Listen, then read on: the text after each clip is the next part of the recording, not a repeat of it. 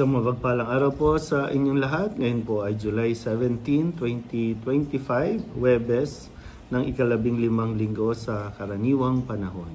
Ating pong unang pagbasa at pagninilay sa araw na ito ay hinango mula sa aklat ng Exodo chapter 3 verses 13 to 20. Noong mga araw na iyon, nang marinig ni Moises ang Panginoon mula sa gitna ng isang mababang punong kahoy, sinabi sa kanya, "Pupunta ako sa mga Israelita at sasabihin sa kanilang, ako'y sinugo ng Diyos ng aming ninuno.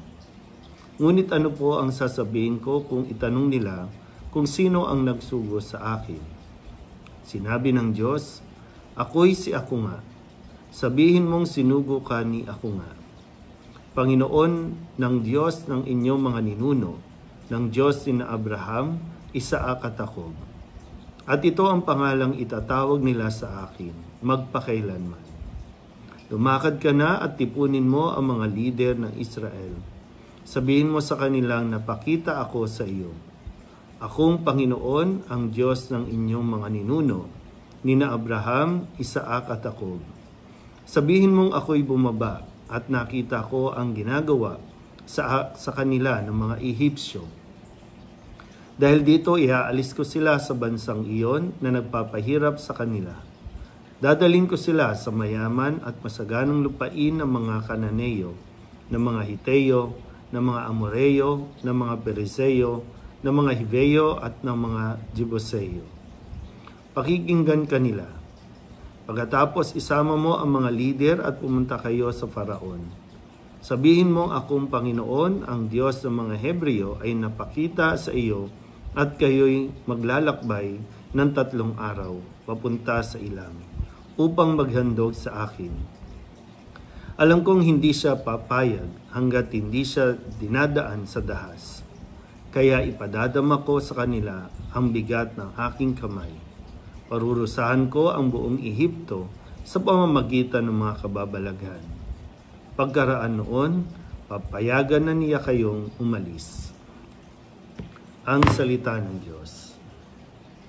Muli po, isang mapagpalang araw sa inyo pong lahat sa pagpapatuloy po ng kwento ni Moises, sa kanyang pagtawag sa kanya ng Panginoon at ang kanya namang pagtugon na mula nga sa pagkakaahon sa tubig. Talagang inihanda si Moises para maging tagapaghatid ng mensahe ng Panginoon na sila ay iaalis mula sa isang lugar kung saan sila ay nakakaranas ng kahirapan o paghihirap. Kaya maganda po, nasa puntong ito ng ating pagbabasa at pagninilay, nawa ay ma-realize din natin na may mga tao na ipinapadala ang Panginoon para tayo po ay kumbaga maiparating sa atin na naririnig ng Diyos ang ating mga hinaing, ang ating mga paghihirap, ang ating mga pinagdaraanan, at mismo ang Diyos din ang gagawa ng paraan para tayo maialis mula doon sa kinalulugbukan natin o kinasasadlakan nating mga sitwasyon.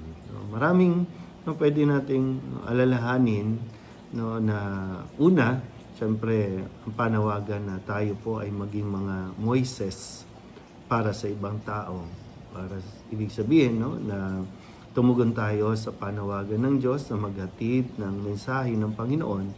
Pangalawa ay ma-acknowledge nawa natin na may mga Moises na pinapadala ang Panginoon para sagutin ang mga napakarami nating tanong, mga Moises na pinapadala ng Diyos para tayo po ay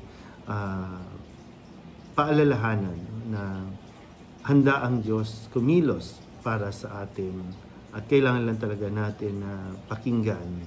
So itong dalawang bagay na ito, pwedeng ikaw ang tinatawag para maging Moises para sa ibang tao o kaya naman ay hinihiling na makinig ka sa mga Moises sa paligid mo.